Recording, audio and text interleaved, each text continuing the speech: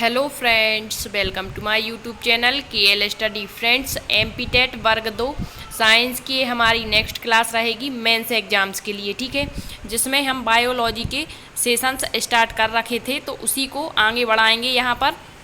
और यहाँ पर आपका जो है 5 जगत वर्गीकरण प्रणाली में हमारे 2 जगत क्लियर हो चुके हैं, मोनेरा जगत और इसके बाद आपका प्रोटिस्टा जगत, ठीक है। आज के सेशन में हम देखेंगे तीसरा जगत, पढ़ेंगे कवक जगत के बारे में, ठीक है, क्योंकि ये भी आपका बहुत ही इम्पोर्टेंट टॉपिक रहने वाला है। क्योंकि आपके जहाँ कहीं भी साइंस आनी है तो वहाँ पर आपके जैसे जीवाणु हो गया, कवक हो गया, शैवाल हो गया, तो इनके बारे में क्वेश्चन पूछे जाते हैं। तो बेसिकली हम क्या करते हैं कि केवल कवक को पढ़ लेते हैं, ठीक है, और मतलब जो आपकी बेसिक चीज़ें हैं वो आप पढ़ के चले जाते हैं। और फिर यदि डीप में क्वेश्चन पूछ लिया जाता है तो वहाँ हम आंसर इसके नहीं दे पाते हैं। तो यहाँ पर हमें पूरा कवक क्लियर करना है, ठीक है, बिल्कुल उनके बेसिक शुरुआत से लेकर के, मतलब जो उनका वर्गीकरण होता है, किस जगत में किस कवक को रखा गया है, ये सारी चीज़ें यहाँ पर हम देखेंगे। बाकी ये हमारी जो क्लास रहेगी ये क्लास नंबर 15 रहेगी। इससे पहले हमारी 14 क्लासेस हो चुकी हैं, जिसमें हमने कोशिका, इसके बाद कोशिका के बाद में जो कोशिकाओं के समूह होते हैं ऊतक में हमने आपको पादप और जंतु तक बता रखा है। इसके बाद हमारा जो 5 जगत वर्गीकरण प्रणाली है ये कैसे विकसित होकर के 5 जगत वर्गीकरण बने, मतलब वर्गीकरण आया। इससे पहले आपकी 2 जगत प्रणाली आपको बता दी, 3 जगत पद्धति बता दी, 4 जगत पद्धति बता दी और सारी चीज़ें, ठीक है। तो पहले आप वो 14 लेक्चर देख सकते हैं, प्लेलिस्ट बनी हुई है। यदि आप डायरेक्टली यहाँ से स्टार्ट करते हैं तो फिर आपको चीज़ें समझ में नहीं आती हैं। हर एक आपका जो सेशन है एक दूसरे से जुड़ा हुआ होता है, तो पहले आप जा कर के उन सेशंस को देख सकते हैं, ठीक है। आइए आज के सेशन में हम तीसरा जगत पढ़ेंगे कवक। एक क्रम से नहीं कराए हमने, आपको सबसे पहले जो होता है पादप जगत पढ़ना होता है, फिर आपका जंतु जगत पढ़ना होता है, ठीक है, जैसे जैसे ये आते गए। लेकिन हमने सबसे पहले आपको मोनेरा जगत कराया है, इसके बाद आपका प्रोटिस्टा, और ये जो जगत है ये आपका कवक जगत रहेगा। इसके बाद जो जंतु और पादप जगत हैं थोड़े से बड़े हो जाते हैं, तो इनको हम इसके बाद में कवर करेंगे, ठीक है। तो जो कवक जगत होता है आपको बता दें कि जो कवक जगत है इसे वैसे तो 5वां जगत माना जाता है, ठीक है। सबसे पहले द्वि जगत प्रणाली आती है। जो द्वि जगत प्रणाली आई जीवों की, वो किसने दी थी? आपकी द्वि जगत जो बताए थे वो आपके कैरोलस लीनियस ने बताए थे, ठीक है। किसने बताया? कैरोलस लीनियस ने। फिर इसमें कुछ क्या रही दोष रहे, मतलब ये पूर्ण रूप से आपके पूरे वर्गीकरण को क्लियर नहीं कर पा रहा था। तो इसके विरोध में आपकी जो है 3 जगत प्रणाली आती है, और जो 3 जगत प्रणाली है किसने दी थी? तो अर्नेस्ट हैकल ने दी थी, ठीक है। किसने दी थी? अर्नेस्ट हैकल ने दी। और इन्होंने तीसरा जगत कौन सा बता दिया था? प्रोटिस्टा, ठीक है। फिर इसमें भी कुछ कमियां रही, तो इसके स्थान पर आपकी 4 जगत पद्धति आ जाती है।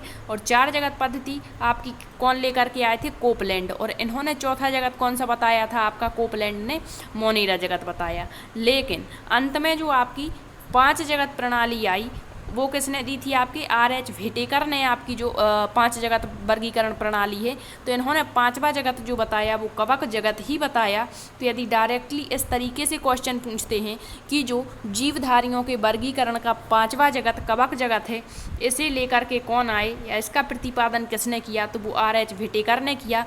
और डायरेक्टली यदि क्वेश्चन पूछता है कि 5 जगत प्रणाली के जन्मदाता कौन माने जाते हैं, तो वो भी व्हिटेकर ही माने जाते हैं। यदि थोड़ा सा डीप में जाकर के पूछ लें कि 3 जगत पद्धति किसने दी, या 4 जगत पद्धति किसने दी, या चौथा जगत जो मोनेरा है किसने बताया, तो आपको हर एक चीज़ बता रखी है, आप आसानी से हर एक क्वेश्चन का आंसर दे पाएंगे, ठीक है। तो कवक जगत आपको बता दें ये आपका 5वां जगत माना जाता है, और जो आपके RH व्हिटेकर लेकर के आए थे। अब देखेंगे हर एक शाखा, मतलब जहाँ पर जिस चीज़ का अध्ययन होता है उस शाखा का एक नाम होता है। जैसे हमने पढ़ा कोशिकाओं का अध्ययन क्या कहलाता है, इसके बाद हमने पढ़ा ऊतक का अध्ययन क्या कहलाता है। उसी तरीके से आपके जो कवक होते हैं, जो फंजाई होते हैं, इनके अध्ययन को माइकोलॉजी कहा जाता है। आपको ये याद रखना है, ठीक है। क्या कहा जाता है? माइकोलॉजी। अब देखिए कवक को 5 जगत प्रणाली में RH व्हिटेकर ने प्रस्तुत किया, और इन्होंने जो मुख्य आधार माना था वो पोषण माना था। क्या माना था? पोषण। वैसे तो जो 5 जगत पद्धति है उसके 5 आधार बताए गए हैं, और उन 5 आधारों में भी आपका पोषण ही इम्पोर्टेंट होता है। तो यहाँ पर जो RH व्हिटेकर 5 जगत प्रणाली में आपका जो कवक जगत लेकर आए, इसका मुख्य आधार इन्होंने क्या माना? पोषण को ही माना था, ठीक है। अब देखिए पहले कवक को पादप जगत के अंतर्गत रखा गया था। क्या था, पहले जो कवक थे वो पादप जगत के अंतर्गत, जब आपकी जो है 3 जगत पद्धति नहीं आई थी या 4 जगत पद्धति नहीं आई थी, तो उससे पहले जो कवक है इनका अध्ययन तो होता होगा, तो इनको कहाँ रख दिया गया था, पादप जगत में। लेकिन पोषण के आधार पर यह असामान्यता दर्शा रहा था, इसी आधार पर फिर इसको अलग कर दिया गया और अलग से जगत बना दिया गया आपका कवक जगत। तो कैसी असामान्यता, देखिए पहले इनको पादप जगत के अंतर्गत रखते थे और आपको पता है कि जो पादप होते हैं वो कैसे होते हैं, स्वापोषी होते हैं। कैसे होते हैं, स्वापोषी मतलब अपना भोजन स्वयं बना लेते हैं। लेकिन जो कवक होते हैं, कवक आपके स्वापोषी नहीं होते, बल्कि कैसे होते हैं, मृतोपजीवी होते हैं। कैसे मृतोपजीवी होते हैं, मतलब ये जो है सड़े गले पादपों से और जीवधारियों से अपना पोषण प्राप्त करते हैं। तो यही इसमें असामान्यता रही, तो इनको पादप जगत से हटा करके और एक अलग से जगत बना दिया गया, कवक जगत। इसी कारण से आपका जो 5 जगत वर्गीकरण प्रणाली है, इसमें कवक जगत का मुख्य आधार पोषण माना जाता है। पहले इसका अध्ययन कहाँ करते थे, पादप जगत में। अब आप समझ चुके होंगे, ठीक है। तो एक बार देखेंगे, पहले कवक को पादप जगत के अंतर्गत रखा गया, लेकिन बाद में अलग से कवक जगत बनाया गया। क्यों? क्योंकि पादप स्वापोषी होते थे और कवक मृतोपजीवी अर्थात एक प्रकार के उपभोक्ता होते थे, ठीक है। तो इस कारण से ही आपका जो है कवक जगत बनाया गया। अब देखिए, जो कवक होते हैं, जिस तरीके से आपके जीवाणु हर एक स्थान पर देखने को मिलते हैं अर्थात सर्वव्यापी होते हैं, उसी तरीके से आपके कवक भी सर्वव्यापी यानी यूनिवर्सल होते हैं। सर्वव्यापी का मतलब है हमारा जो पूरा ब्रह्मांड है, इसमें आपके 3 मंडल देखने को मिलेंगे, जिसमें आपका पूरा ब्रह्मांड आ जाता है। तो सबसे पहले जल मंडल, इसके बाद आपका स्थल मंडल और वायुमंडल। तो आपके जो कवक होते हैं वो तीनों मंडलों में देखने को मिलते हैं, जल में भी पाए जाते हैं, स्थल पर भी देखने को मिलते हैं और वायु में भी ये पाए जाते हैं, ठीक है। अब इनका शरीर देखेंगे किस प्रकार का होता है। तो जो कवक होते हैं ये बहुकोशिकीय और यूकैरियोटिक होते हैं। बहुकोशिकीय का मतलब होता है कि इसमें एक से अधिक कोशिकाएं होती हैं, और यूकैरियोटिक मतलब इसमें आपका जो है विकसित केंद्रक भी होगा और विभिन्न प्रकार के कोशिकांग इसमें सबके सब उपस्थित होते हैं। इसके पहले हमने आपको बताया था अवपंक कवक करके, ठीक है। तो अवपंक कवक और आपके इसमें अंतर भी बताया था। अवपंक कवक कैसे होते हैं, एक कोशिकीय, जबकि आपके कवक जो होते हैं वो बहुकोशिकीय और यूकैरियोटिक होते हैं।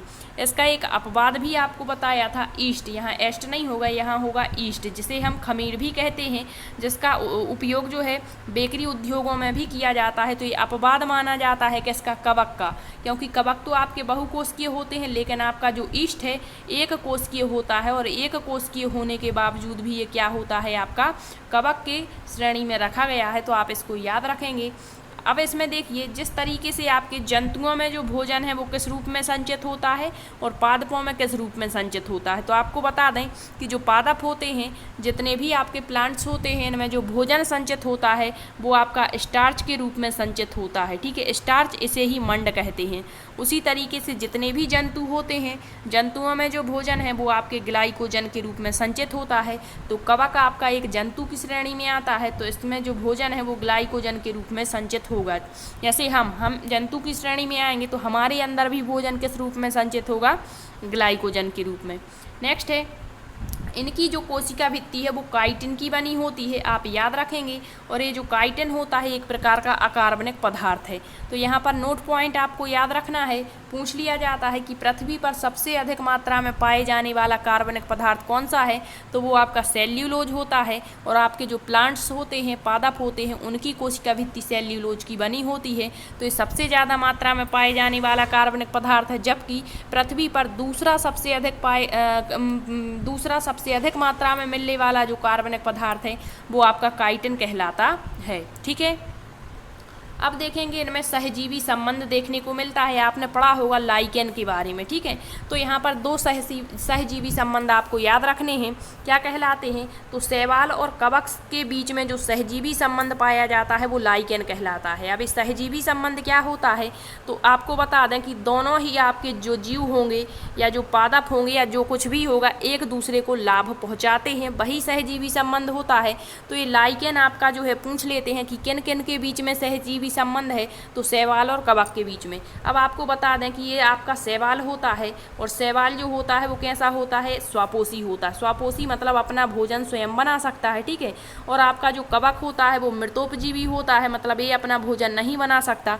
तो ये फिर इनके बीच में ये संबंध लाइकेन कहाँ से आ गया, जो सहजीविता दर्शा रहा है। तो आपको बता दें कि जो शैवाल होता है, शैवाल के लिए खनिज और पानी की आवश्यकता होती है, लेकिन इसके पास में जो है प्रकाश संश्लेषण की क्रिया करके भोजन बना सकता है, लेकिन खनिज और जल की इसको ज़रूरत होती है, इसके पास ये नहीं होता है। तो जो आपका कवक होता है ये फैले हुए होते हैं और ये आपके खनिज और जल इसको प्रदान कर देते हैं, और फिर जब इसको खनिज और जल मिल जाता है तो ये भोजन का निर्माण कर लेता है और भोजन कवक को देता है, ठीक है। अर्थात एक दूसरे को ये लाभ पहुंचा रहे हैं, तो यही कहलाता है सहजीवी संबंध।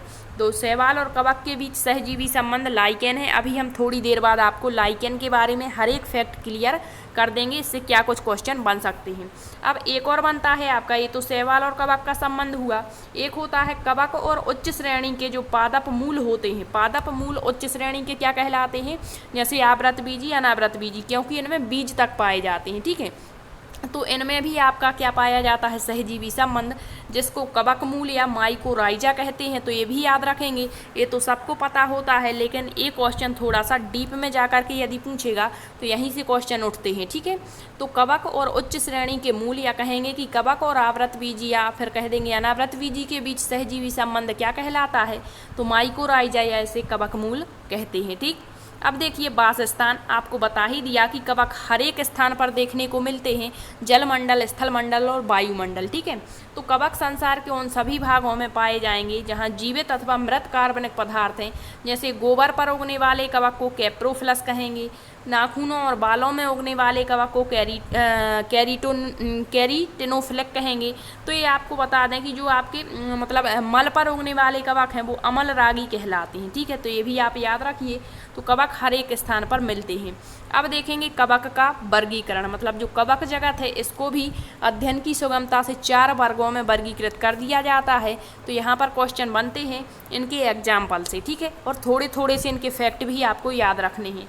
तो कवक जगत को 4 वर्गों में वर्गीकृत किया गया है। सबसे पहले फाइकोमाइसिटीज, एस्कोमाइसिटीज, बेसिडियोमाइसिटीज और ट्यूटेरोमाइसिटीज।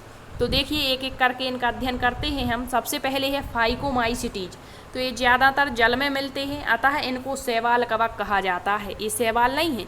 आप कहेंगे जब शैवाल कवक कहते हैं तो इनको शैवाल में ही क्यों नहीं रख देते, तो ऐसा नहीं होता है, क्योंकि आपके जो फाइकोमाइसिटीज वर्ग के सदस्य हैं वो सबसे ज़्यादा जल में मिलते हैं।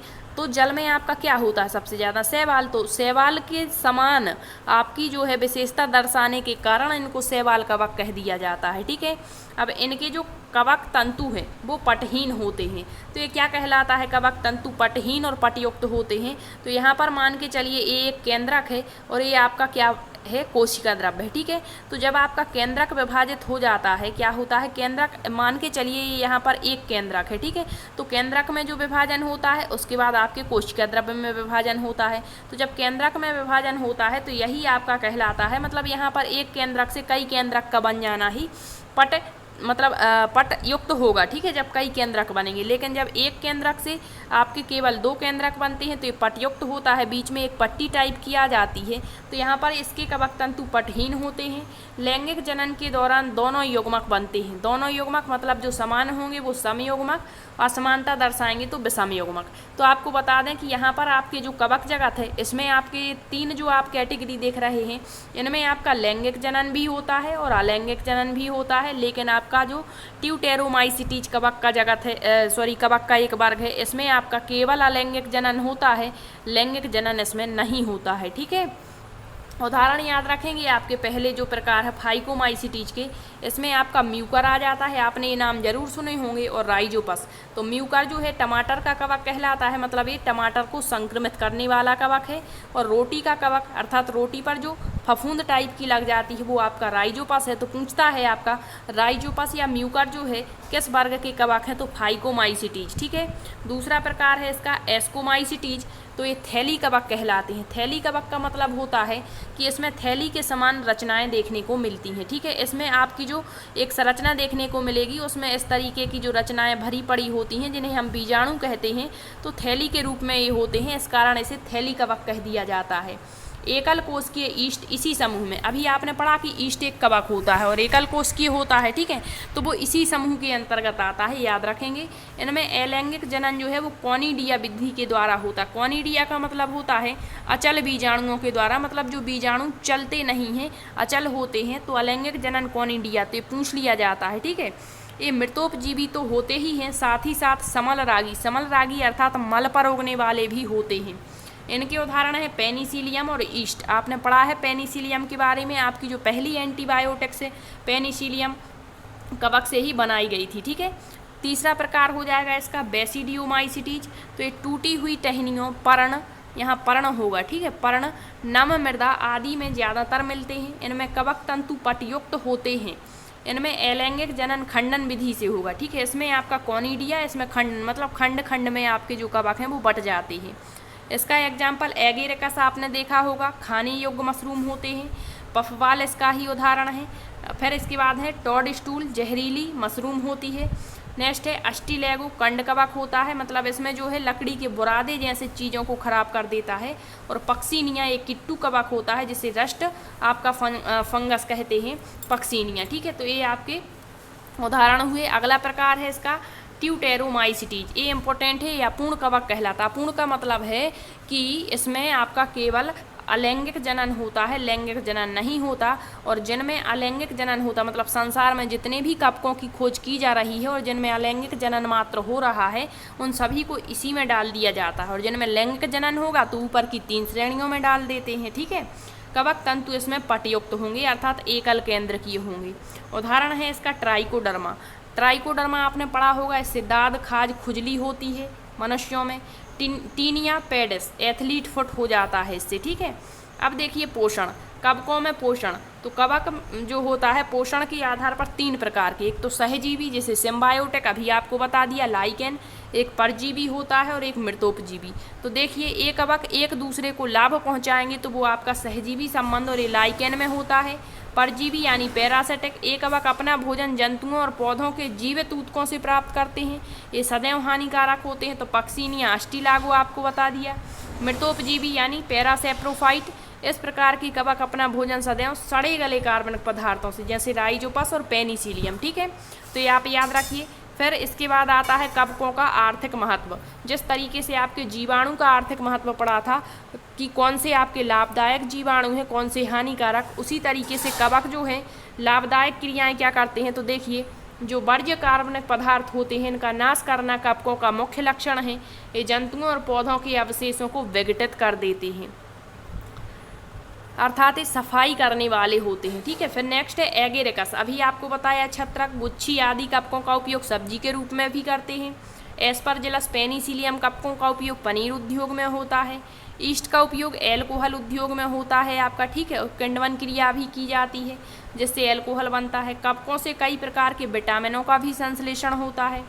कवकों से कई प्रकार की एंटीबायोटिक्स औषधियों का निर्माण किया जाता है। सबसे पहले 1927 में अलेक्जेंडर फ्लेमिंग ने पेनिसिलियम नोटेटम कवक से पेनिसिलियम नामक एंटीबायोटिक्स प्राप्त किया था।